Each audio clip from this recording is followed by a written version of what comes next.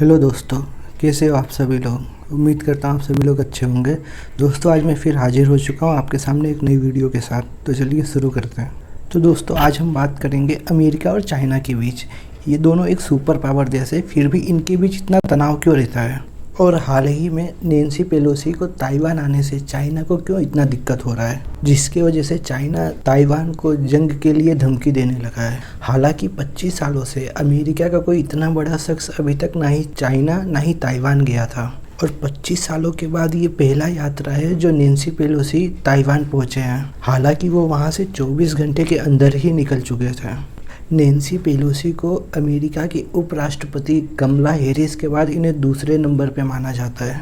1997 में गिंगरिच ने पहला यात्रा किया था। उसके 25 साल के बाद नैन्सी पेलोसी वहाँ पे ताइवान पहुँचे थे। अमेरिकी कांग्रेस के 5 सदस्यों के साथ मिलके ये सिंगापुर, जापान, दक्षिण कोरिया और मलेशिया पहुँचे थे, और मंगलवार को ये ताइवान भी पहुंच गए।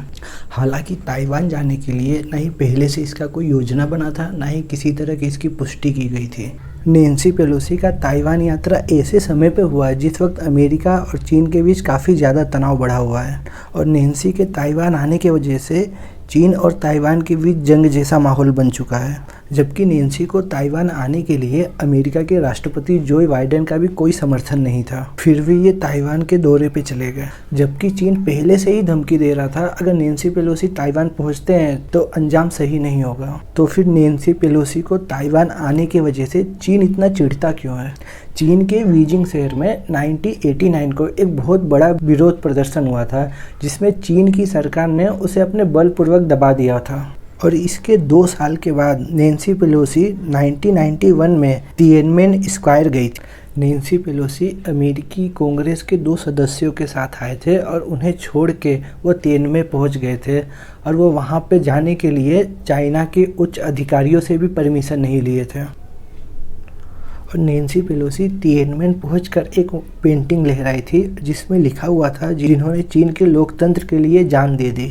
और उस वक्त वहां पे पुलिस भी पहुंच गई थी, और उसी वक्त मौके पे उनकी गिरफ्तारी भी हो जाती है, और वो कई घंटों तक पुलिस की हिरासत में थे। नैन्सी पेलोसी का चीन के सत्ताधारी कम्युनिस्ट पार्टी के प्रति जो व्यवहार था, वो पहली बार इसी बात को लेके हुआ था।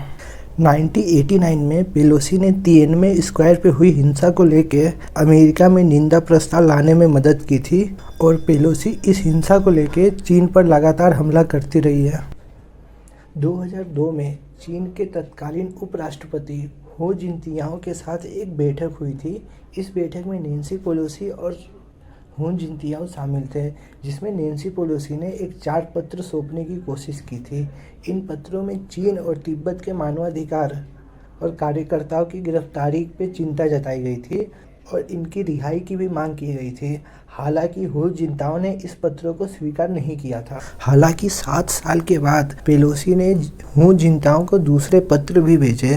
तब तक वो राष्ट्रपति बन चुके थे, और इस पत्र में नैन्सी पेलोसी ने राजनीतिक कैदियों को भी रिहा करने की मांग की थी, और इन कैदियों में लियू सियाओ भी शामिल थे, जो कि 2010 में लियू को शांति का नोबेल सम्मान भी मिला हुआ था, लेकिन उन्हें नॉर्वे जाकर अवार्ड लेने की अनुमति नहीं दी गई थी। यह कोई रहस्य की बात नहीं है कि चीन नैन्सी पेलोसी से इतना चिढ़ता क्यों है, और चीन नैन्सी पेलोसी पे झूठ बोलने के भी आरोप लगाता रहा है। चीन ताइवान को चीन का ही एक हिस्सा मानता है। चीन ये भी कहता है कि ज़रूरत पड़ने पे बल का इस्तेमाल करके ताइवान को अपने में मिला लेगा। वहीं अमेरिका कहता है कि ताइवान एक स्वतंत्र देश नहीं है, फिर भी अमेरिका अपने हथियार ताइवान को बेचता है।